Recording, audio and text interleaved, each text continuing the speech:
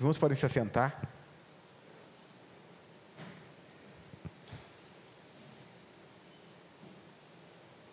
Seguimos na nossa jornada nas parábolas de Jesus.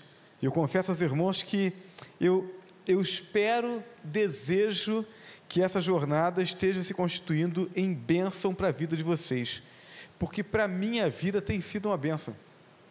Debruçar sobre essas parábolas tem sido assim uma viagem emocionante. Hoje nós vamos falar sobre a parábola do reino dividido e do homem mais valente. Então, na verdade, nós temos duas parábolas que se completam. Essas parábolas, elas estão registradas nos 3 evangelhos sinóticos: Evangelho de Mateus, Marcos e Lucas.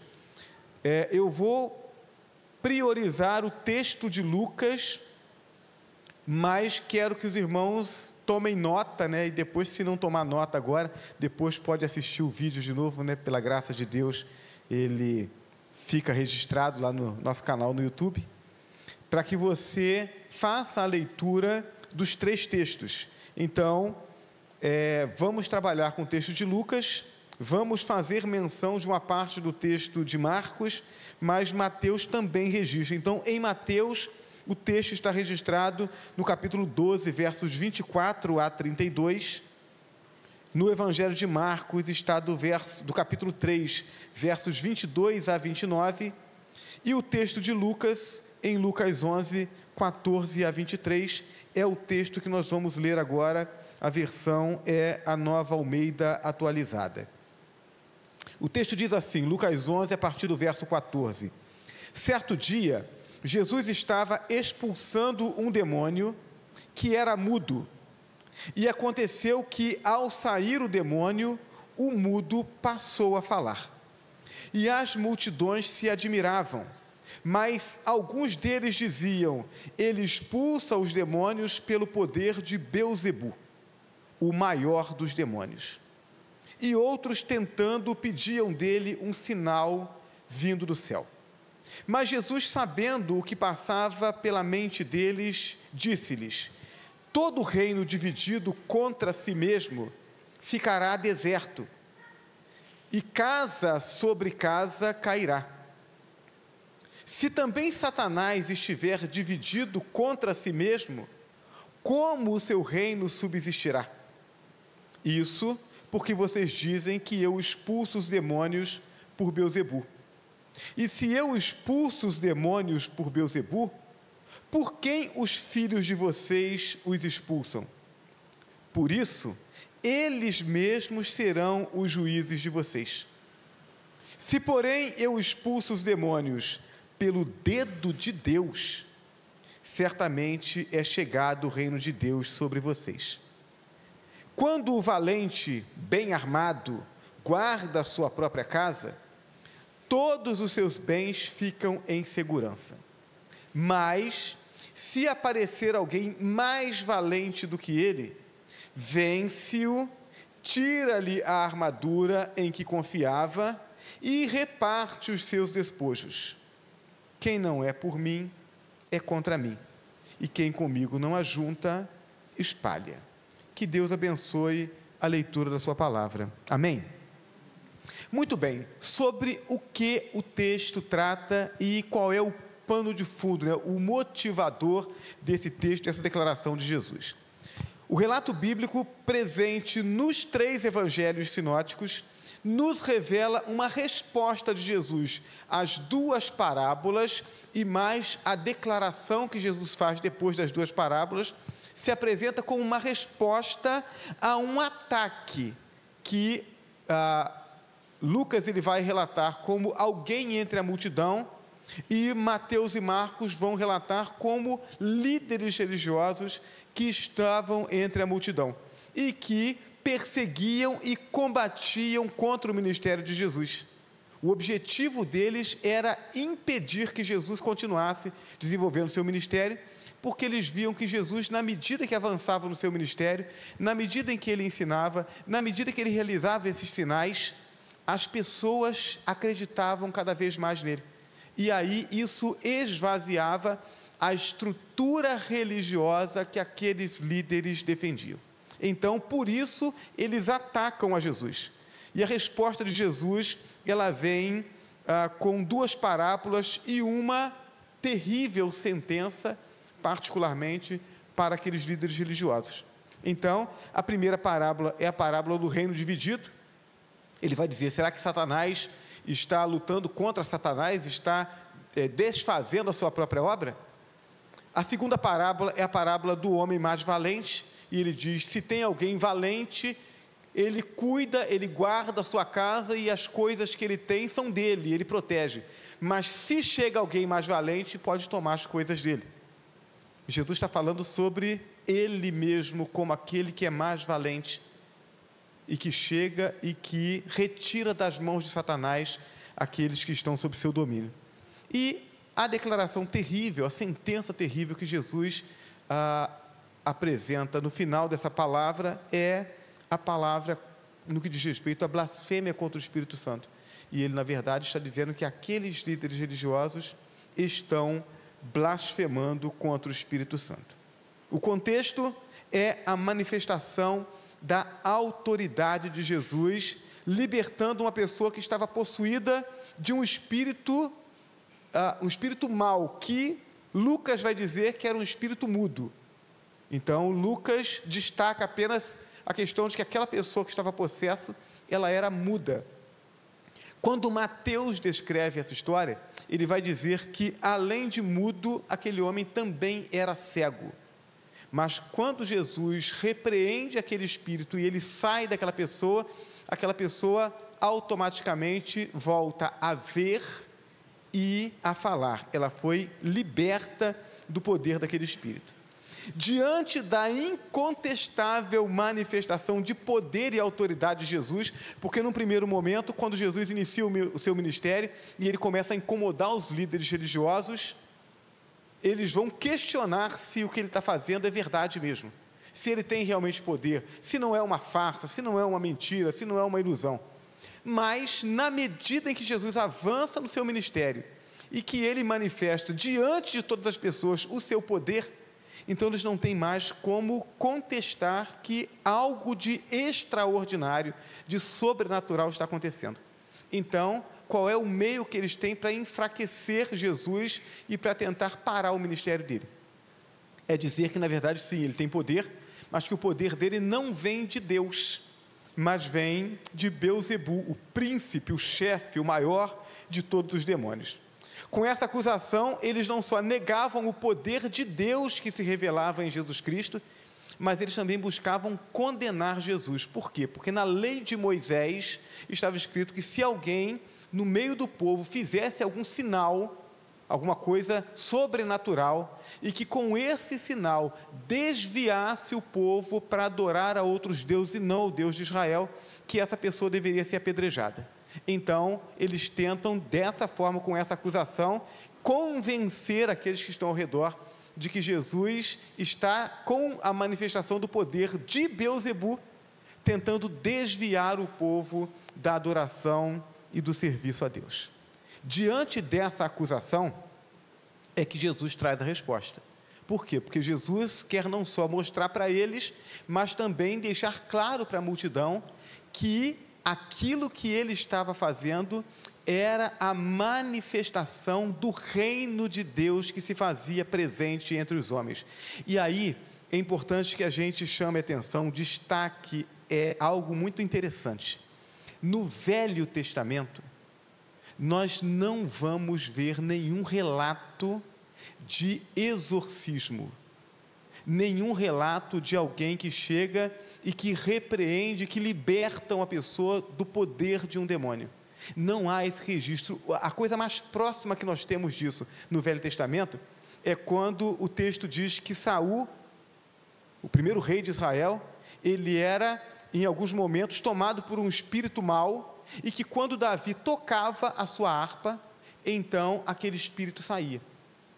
Mas não temos nenhum relato de uma ação de repreender, exercício da autoridade espiritual, repreendendo um demônio, de modo a que ele saísse daquela pessoa e não voltasse mais. Por que isso? Porque quando nós falamos sobre a libertação espiritual de alguém, nós estamos falando sobre alguém que estava sobre um governo mau, o governo das trevas, e o reino de Deus, que é o reino da luz, ele chega e ele toma aquele lugar, aquela vida, ele liberta aquela vida e ele passa a governar sobre aquela vida. É uma mudança de governo. E aí Jesus está dizendo, isso está acontecendo a partir de agora. Por quê? Porque é chegado o reino de Deus. Então, por causa disso, as pessoas agora que estavam possessas, que estavam escravas do diabo, o reino de Deus chega e elas são libertas. Então, é a respeito disso que Jesus vai falar. Antes de nós entrarmos propriamente nas parábolas de Jesus, vamos falar sobre esse nome, né, que os líderes religiosos disseram que era o príncipe dos demônios, Beelzebu. De onde vem esse nome, né? A origem desse termo não conta com unanimidade. Então, há alguns estudiosos que eles vão dizer que esse nome pode ter vindo da Babilônia, do período em que o povo esteve lá no exílio e que identificou esse nome como de algum poder do mal, e então eles relacionam esse nome com esse espírito mal que se opõe à obra de Deus, e então passam a considerar Satanás como Beelzebu. Mas existe uma outra linha que vai falar que esse nome ele deriva de uma divindade do Velho Testamento, uma divindade pagã, Baal. A gente ouve muitas vezes a Bíblia falar sobre essa divindade que era adorada pelos povos que estavam ali ao redor do povo de Israel. Baal-zebu, que pode significar, né, esse conjunto, esse nome, de senhor de um lugar alto ou senhor da habitação. Essa última possibilidade parece estar mais de acordo com essa narrativa bíblica, né? Porque Jesus acaba de falar sobre o poder que ele exercia, que era de Deus e não de Beelzebu, e no momento seguinte ele vai contar a parábola dos dois valentes. Um valente que domina a casa, né? É o senhor da casa, mas Jesus chega e ele exerce a autoridade, repreende aquele senhor da casa e ele passa a ser o senhor da casa.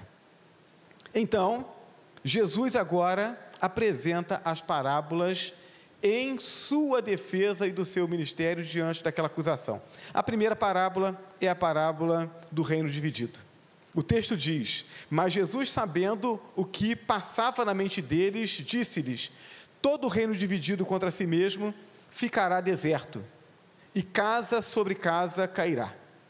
Se também Satanás estiver dividido contra si mesmo, como o seu reino subsistirá? Isso porque vocês dizem que eu expulso os demônios por Beelzebu. E se eu expulso os demônios por Beelzebu, por quem os filhos de vocês expulsam? Por isso, eles mesmos serão juízes de vocês. Se, porém, eu expulso os demônios pelo dedo de Deus, certamente é chegado o reino de Deus sobre vocês. Então, primeiro Jesus chama a atenção para a afirmação absurda de que Jesus estava expulsando demônios pelo poder de Beelzebu. E Jesus diz: olha, isso é completamente absurdo. Por quê? Porque o diabo não vai atacar o seu próprio reino. Quando nós olhamos, e Jesus está chamando a atenção daqueles líderes e da multidão, para o fato de que quando ele repreendia o demônio que estava numa pessoa, Jesus não estava fazendo uma troca com aquela pessoa. Ele estava libertando-a para que, a partir daquele momento, ela vivesse livre e, no exercício da sua liberdade, ela pudesse escolher servir a Deus e caminhar com Deus. Então, isso é diferente, por exemplo, daquilo que nós vemos e podemos presenciar nos nossos dias com relação àqueles que praticam o espiritismo. Então eu não sei quantos aqui já estiveram próximos, né, viveram próximos, ou caminharam no Espiritismo antes de conhecer o Evangelho. Mas o Espiritismo ele trabalha muito com essa troca. Então, uma pessoa está sofrendo algum tipo de opressão espiritual, ou alguém fez algum trabalho, alguma coisa para poder afligir a vida dela, e aí, como é que ela se livra daquilo? Ela se livra daquilo buscando um espírito supostamente mais poderoso, e então ela vai apresentar as oferendas, ela vai fazer algum tipo de serviço, algum tipo de devoção, prestar alguma devoção para aquela entidade, e aquela entidade então vai livrá-la daquilo que está sendo feito por uma outra. Ou seja, a pessoa está debaixo de uma opressão, e para ela se livrar daquela opressão, ela tem que se enfiar debaixo de uma opressão maior. Então, dessa forma, o diabo faz a manutenção do seu reino. Mas Jesus está dizendo, não é isso que está acontecendo. O que acontece é que quando eu repreendo, aquela pessoa, ela fica livre. O diabo perde o controle sobre aquela vida. Então, isso não pode ser feito pelo poder do diabo, porque ele não enfraqueceria o seu próprio reino. Então, com esse argumento, Jesus esclarece aquela multidão e mostra que a acusação daqueles líderes religiosos não fazia sentido. Jesus os estava libertando, e isso enfraquecia o reino das trevas. Então, Satanás não poderia estar por trás dessa obra. Agora, Jesus continua, porque depois dele falar isso, ele faz uma citação que nos faz entender que os discípulos daqueles líderes religiosos também praticavam algum tipo de exorcismo, porque Jesus diz, por quem os filhos de vocês os expulsam? Se vocês estão dizendo que os demônios estão sendo expulsos pelo poder de Beelzebu, mas os discípulos de vocês também expulsam demônios, por quem eles estão expulsando? Então Jesus diz, olha, ou Deus de fato está libertando as pessoas, porque Deus quer que as pessoas estejam libertas, ou então o diabo também está atuando através dos filhos de vocês. E aí ele diz, olha, a conduta, a obra que os filhos de vocês estão fazendo, vai testemunhar contra vocês. Vocês, pela manutenção de uma religiosidade, de uma condição, de uma tranquilidade, de uma fama entre o povo, de um domínio sobre o povo, vocês rejeitam aquilo que Deus lhes revela. Se, porém, Jesus diz, eu expulso os demônios pelo dedo de Deus, ele diz, então o reino de Deus é chegado. E aí, quando Mateus faz ele conta essa parábola, ele descreve essa parábola, Mateus, ao invés de usar o dedo de Deus, ele fala sobre o poder do Espírito Santo. Então, Mateus destaca o fato de que o ministério de Jesus é desenvolvido no poder do Espírito Santo. Lucas, ele entende que é assim, mas ele faz uma menção de um texto que está no Velho Testamento e que os líderes religiosos, muito mais do que talvez a multidão que estava ali, entendesse exatamente o que Jesus estava dizendo. Então, naquele período em que Deus levanta Moisés para libertar o povo de Israel do Egito, e Deus, através de Moisés, fere o Egito com 10 pragas, uma dessas pragas era a praga dos piolhos, está registrado lá em Êxodo capítulo 8, e no verso 19, o texto diz que os magos do Egito tentaram reproduzir aquele mesmo fenômeno que Moisés tinha feito, de fazer com que surgissem piolhos também, mas eles não conseguem. E aí o texto diz que eles se dirigem a Faraó e eles dizem, essa obra é o dedo de Deus. Então ele está dizendo, o dedo de Deus operou, é esse texto, Êxodo 8, 19, Então disseram os magos a Faraó: isso é o dedo de Deus.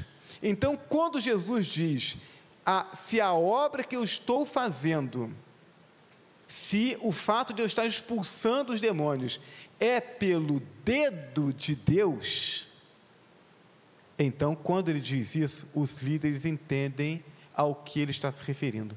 O mesmo poder que operou através de Moisés, libertando o povo do Egito e realizando todos os sinais e milagres que levaram o povo a atravessar o Mar Vermelho, que tornou a água amarga em água doce, que aquecia o povo e iluminava o caminho do povo à noite com uma coluna de fogo, e durante o dia os protegia do sol com a nuvem e os guiava. Jesus está dizendo, é esse mesmo poder que agora se manifesta aqui, trazendo libertação àqueles que estão cativos. Então Jesus está dizendo, olha, essa obra não está sendo feita por qualquer um, essa obra está sendo feita por Deus, e quando vocês se opõem a essa obra, vocês estão se opondo ao próprio Deus. É chegado o reino de Deus. Eu estou fazendo a obra no poder de Deus, e isso revela que o reino de Deus é chegado. O reino de Deus não vai chegar em algum dia. Nós aguardamos, enquanto crentes em Jesus Cristo, o tempo em que esse reino se manifestará completamente. Jesus virá, então resgatará a sua igreja, nos levará para o céu, morada final. Lá o reino de Deus se estabelece de forma completa. Mas aqui, nós já desfrutamos do reino de Deus, esse reino que avançou e nos alcançou, e que através de nós continua avançando e levando libertação a outras pessoas.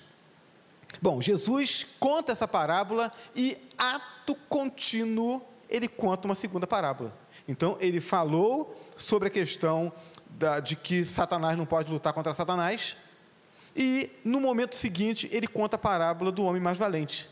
Ele diz, quando o valente, bem armado, guarda a sua própria casa, todos os seus bens ficam em segurança. Mas, se aparece alguém mais valente do que ele, vence-o, tira-lhe a armadura em que confiava e reparte os seus despojos. A casa, nessa parábola, é tanto a vida de quem está possesso do demônio, quanto o domínio de Satanás, Satanás dominando sobre ambientes. Eu me lembro, quando eu era adolescente, já tem algum tempo, a gente saía de Mendes, Alto da Serra, região sul-fluminense, e aí a gente descia, passando por Paulo de Fronten, e chegando em Paracambi, primeira cidade da Baixada Fluminense. E aí, Paracambi, naquela época em que eu, às vezes, me arriscava a ir lá, era muito perigosa. Era uma cidade extremamente violenta, tanto assaltos quanto a questão de drogas. E aí, num determinado momento, houve assim uma mobilização das igrejas evangélicas de Paracambi, e houve assim um trabalho conjunto de evangelização daquela cidade. E Paracambi deu um salto em termos de crescimento evangélico. Chegou, eu não sei como está hoje, mas Paracambi chegou a ter 70% da população de evangélica. Imaginam isso? E aí o que aconteceu? O que aconteceu foi que a cidade se tornou uma cidade segura, uma cidade boa para se estar. Então, nos bairros distantes nunca deixou de ter as drogas, nunca deixou de ter uma outra violência, mas a cidade mudou. O reino de Deus se estabeleceu ali, o reino de Deus chegou e o reino das trevas teve que recuar, mudou a realidade daquele ambiente. Então, quando a Bíblia fala nesse texto aqui sobre casa, ela fala não só sobre pessoas individualmente, mas fala sobre ambientes, sobre regiões. Satanás tinha o domínio daquele lugar e perdeu aquele domínio, porque o povo de Deus fez o seu dever de casa direitinho. Satanás é apresentado nessa parábola como o valente que domina ambientes.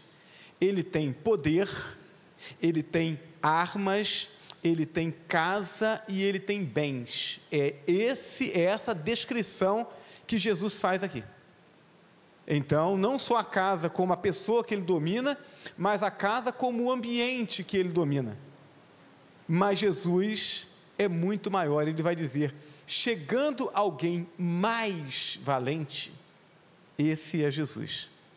Quando ele liberta alguém, antes de isso acontecer, antes de ele libertar quem está dentro da casa, antes dele pegar os despojos, aquilo que pertencia a Satanás, e ele então distribuir, ou ele trazer as pessoas para fora, libertá-las do cativeiro, antes de fazer isso, o que aconteceu? Ele dominou o valente. O que Jesus está nos dizendo é que quando ele chega, então ele domina o poder do mal, para que ele possa trazer libertação.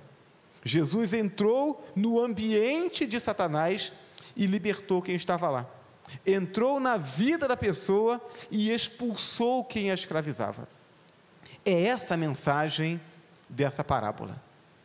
Jesus, ele chega, e onde ele chega, há libertação. Então nós precisamos, inclusive, quando olhamos para esse texto, entender que isso aqui é a obra que Jesus faz, e ele faz através de nós, e ele faz porque ele tem poder, e não porque a gente tem alguma mágica, algum ritual especial, né? Ao longo dessas décadas, 3 décadas, quase 4 décadas de caminhada cristã, eu tenho visto assim muitas coisas estranhas acontecendo às vezes no meio evangélico. Então, em alguns momentos, alguns movimentos evangélicos vão dizer que para que você consiga libertar alguém do poder do mal, você tem que erguer a mão de uma determinada forma, você tem que falar uma determinada palavra, porque se você não falar aquilo direitinho, não acontece, né? Então eu me lembro até de uma vez que o pessoal falava assim: não pode falar que está amarrado, porque se estiver amarrado ele não sai. Então, são essas coisas que o pessoal vai inventando, mas o que o texto está dizendo é que, uma vez tendo crido em Jesus Cristo como nosso Senhor e Salvador, o Espírito Santo de Deus habita em nós, e na medida em que nós avançamos no poder do Espírito Santo, esse poder, como uma luz, vai entrando e vai dissipando as trevas. O diabo não tem como se opor, ele não tem como fazer força contra o poder de Deus. Quando Jesus, ao longo do seu ministério, ele encontrava com pessoas endemoniadas, algumas daquelas pessoas estavam com um demônio, algumas estavam com uma legião, como é o caso do endemoniado.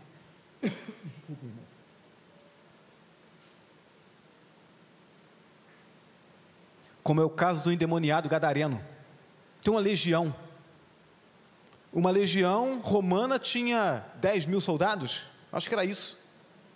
Então ele está dizendo: olha, tem muitos aqui, não são poucos não, mas eles não se opõem a Jesus, porque não importa quantos eles sejam, não importa qual o poder que eles tenham, Jesus é o Criador do universo, é aquele que chamou todas as coisas à existência, é aquele que criou, dirige e sustenta todas as coisas, e o diabo sabe disso. Ele só continua existindo por causa da permissão de Deus.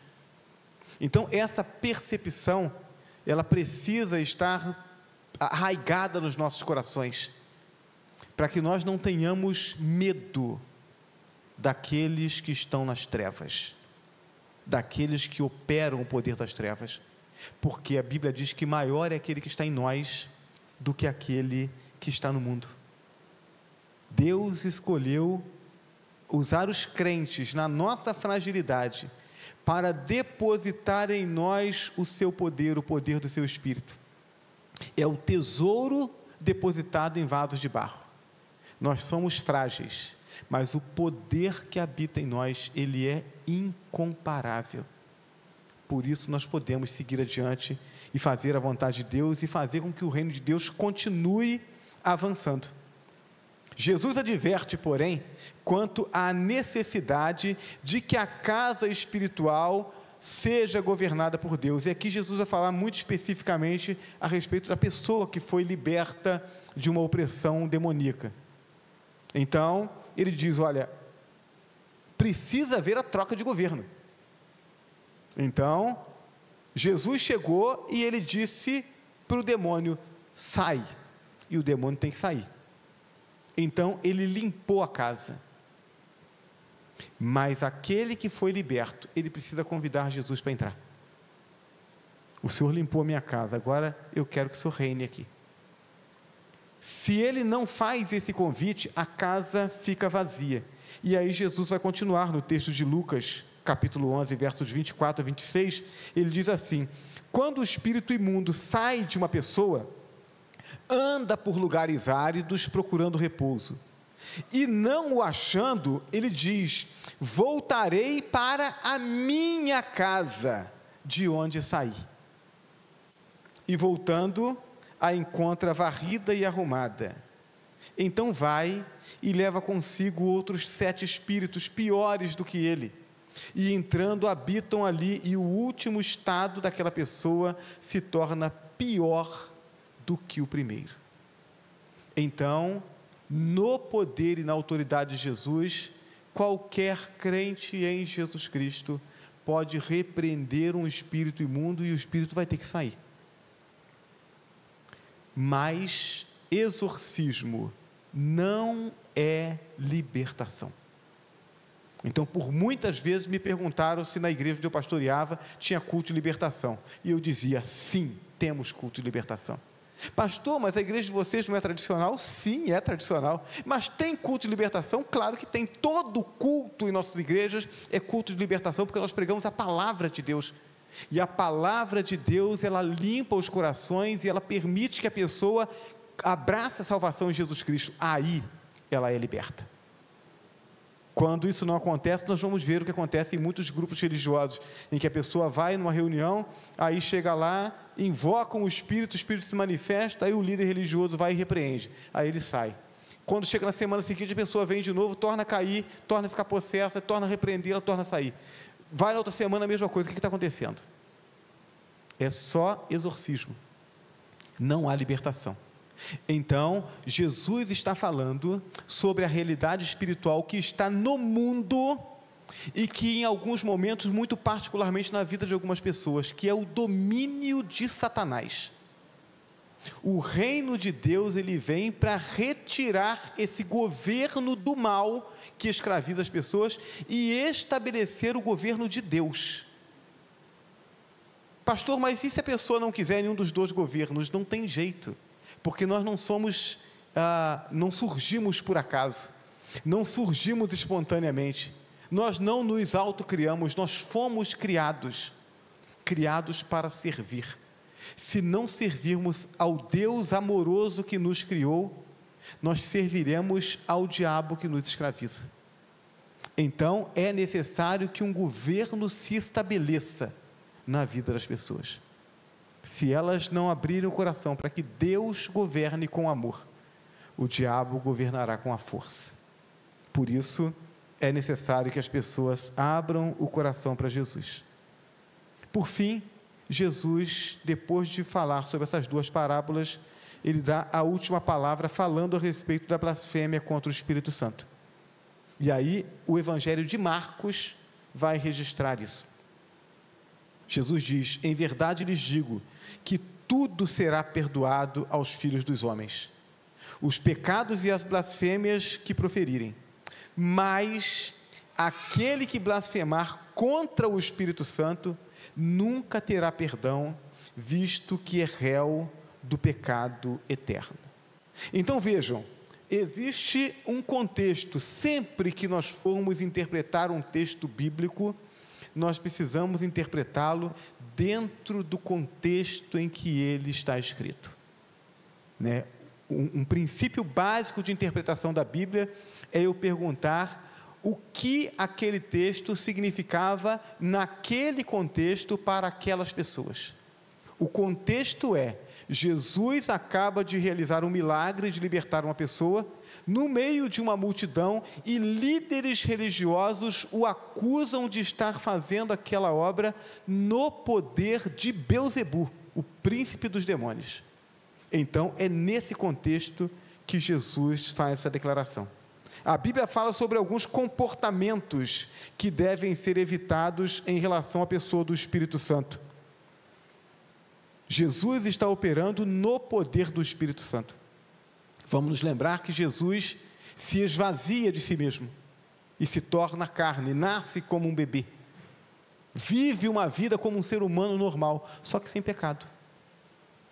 Quando ele inicia o seu ministério, ele procura João Batista, e ele se submete ao batismo, não porque precisava de arrependimento, mas como um símbolo do seu compromisso com a obra que Deus lhe confiou. E aí, naquele momento, o Espírito Santo vem sobre ele. É a partir dali que, no poder do Espírito Santo, Jesus começa a realizar milagres. E eu não me canso de dizer isso, porque isso precisa ser abraçado como verdade absoluta em nossas vidas. O que a Bíblia diz é que quando alguém confessa Jesus Cristo como Senhor e Salvador, o Espírito Santo passa a habitar nessa pessoa, do mesmo jeito que habitou em Jesus Cristo. Por que que Deus faz dessa forma? Para que nós possamos entender que, se nós consagrarmos a nossa vida ao Senhor, e isso deve pesar nos nossos corações, né? Se nós consagrarmos nossa vida ao Senhor, da mesma forma como Jesus, vivendo como um ser humano, consagrou a vida ao Pai, o Espírito Santo de Deus nos habilitará a fazer os sinais que Jesus fazia, e a fazer sinais maiores. Foi isso que Jesus disse: aquele que cresce nele faria os sinais que ele fazia, e faria sinais maiores. Por quê? Porque ele ia para o Pai e mandaria o Espírito Santo.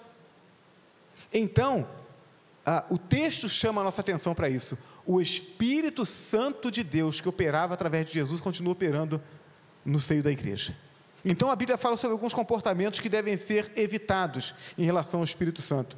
A Bíblia fala sobre não mentir ao Espírito Santo, e aí, em Atos capítulo 5, verso 3, nós vamos encontrar aquela situação daqueles dois crentes que mentiram quanto à venda de um terreno para poder doar o dinheiro para a igreja, e aí Pedro diz para eles: olha, vocês não mentiram a mim, não mentiram à igreja, vocês mentiram ao Espírito Santo de Deus, mentiram, portanto, a Deus. Quando eu minto ao Espírito Santo, eu estou mentindo a uma das pessoas da Trindade Divina. E aí o texto me adverte de que não devemos mentir ao Espírito Santo. Também não devemos resistir ao Espírito Santo. Atos capítulo 7, verso 51, vai falar sobre essa resistência ao Espírito Santo. O Espírito Santo vai agir em nosso favor, vai procurar trabalhar os nossos corações, vai procurar nos conduzir, mas quando alguém resiste ao Espírito Santo, ele está pecando contra Deus. Homens de dura cerviz, diz o texto, e incircuncisos de coração e de ouvidos, vós sempre resisti ao Espírito Santo, assim como fizeram vossos pais, também vós o fazeis. O Espírito está atuando, o Espírito está alegrando corações, está transformando vidas. As pessoas estão dando testemunho, mas algumas pessoas fazem questão de não enxergar, ela não quer nem analisar. Ela já tem um conceito pré-concebido, ela não quer nem admitir a possibilidade. Eu não sei se os irmãos já conheceram pessoas assim, pessoas que elas não querem ouvir a exposição bíblica, porque elas têm medo de serem convencidas de que aquilo é verdade, e aí elas terão que reconhecer que tudo aquilo que elas fizeram até ali, tudo aquilo que os seus familiares fazem, tudo aquilo que seus parentes que já faleceram fizeram, que tudo aquilo estava errado. Ela prefere fechar os olhos, ela prefere não ouvir, do que ouvindo descobrir que está errado. O texto fala sobre isso. Essa é a resistência ao Espírito Santo. O texto fala sobre não entristecer o Espírito Santo, Efésios 4, verso 30. Precisamos, como crentes em Jesus Cristo, termos esse cuidado. Qual é a vontade de Deus para a nossa vida? Qual é a vontade do Espírito Santo? Quando eu faço aquilo que é a vontade de Deus, então o Espírito Santo que está em mim se alegra, e a minha alegria é completa. Quando eu faço alguma coisa que entristece o coração de Deus, está na contramão da vontade de Deus, eu entristeço o Espírito Santo. Então, o apóstolo Paulo, escrevendo aos Efésios, ele adverte: não entristeçais o Espírito de Deus, no qual fostes selados para o dia da redenção. Se eu entristeço o Espírito Santo, eu contribuo para que a minha vida esteja triste, porque ele habita em mim. E por fim, a advertência em 1 Tessalonicenses 5,19, que é não apagar o Espírito Santo. O Espírito Santo, como uma chama, ele opera em nós, nos fazendo perceber, entender e fazer a vontade de Deus. Na medida em que eu vou rejeitando a vontade de Deus, rejeitando, trabalhando contra, eu vou apagar o Espírito. Eu fico insensível ao Espírito. Mas, de todas essas orientações da Bíblia, a pior delas é exatamente atribuir a Satanás a obra que é realizada pelo Espírito Santo.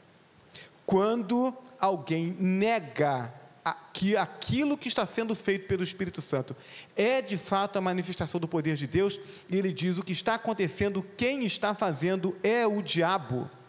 Então, quando a pessoa adota essa postura, ela está fechando a porta da graça para ela. Por quê? Porque a partir dali, tudo o que o Espírito Santo fizer, ela atribui ao diabo. Ela considera aquilo que de bom Deus está fazendo como se fosse algo mal. Se eu não abro o coração para que o Espírito Santo me convença do pecado, da justiça e do juízo, como que eu vou chegar ao perdão dos meus pecados e à salvação em Jesus Cristo? Então, a blasfêmia contra o Espírito Santo, nesse contexto, Jesus está dizendo: quando aquelas pessoas, por causa do seu cuidado, do seu zelo pela religião, pela estrutura religiosa, pelo seu zelo quanto à sua fama, à sua importância dentro do contexto do judaísmo, e pela manutenção dessas coisas, eles preferem atribuir a Jesus a obra que Jesus está fazendo, o poder de Satanás, e não reconhecer que é o poder do Espírito Santo. Jesus está dizendo: o que vocês estão fazendo é fechar para vocês a porta da graça. Uma vez essa declaração sendo feita de maneira consciente, então o que Jesus diz é que não tem como o indivíduo voltar atrás nisso.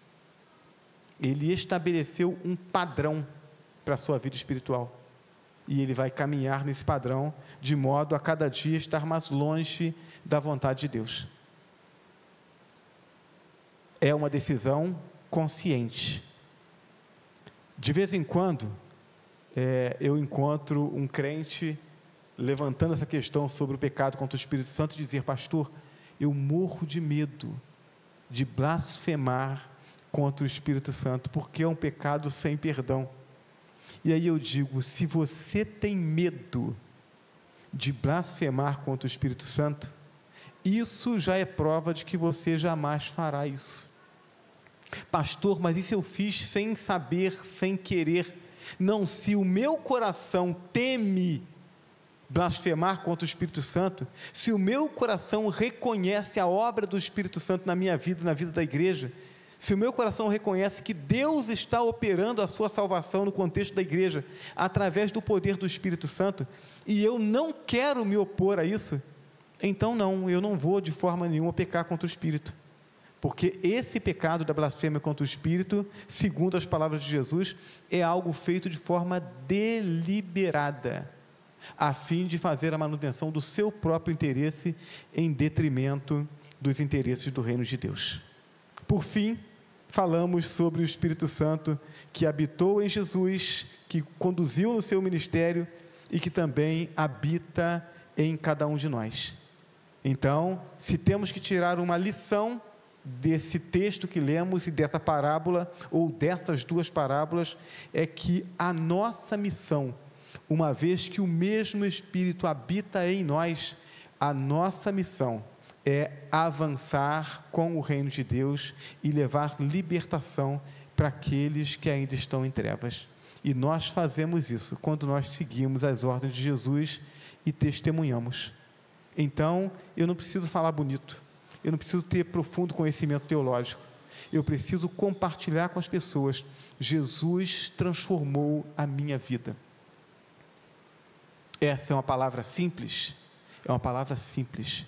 Não interessa se a pessoa, se o meu interlocutor, ele quer discutir sobre religião. A minha intenção não é discutir sobre religião, a minha intenção é contar para ele que Jesus transformou a minha vida, e eu preciso fazer isso crendo que, se eu estou obedecendo a Deus, o poder de Deus que habita em mim, pela presença do Espírito Santo, vai tocar nos corações, e aqueles corações que desejam de fato encontrar Deus, nessa palavra, nesse testemunho, encontrarão a motivação necessária para abrirem seus corações, para buscar esse conhecimento de Deus e serem alcançados para a salvação.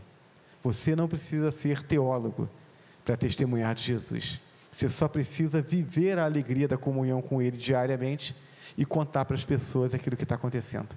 Então, que o Senhor, que nos conduz no conhecimento da sua palavra, nos mostra o quanto estamos seguros porque Ele habita em nós, também aqueça o nosso coração, de modo a que estejamos motivados a levar essa palavra adiante, para que o reino continue avançando, a luz continue brilhando, as trevas continuem sendo dissipadas e as pessoas continuem sendo libertadas para a glória do nosso Deus.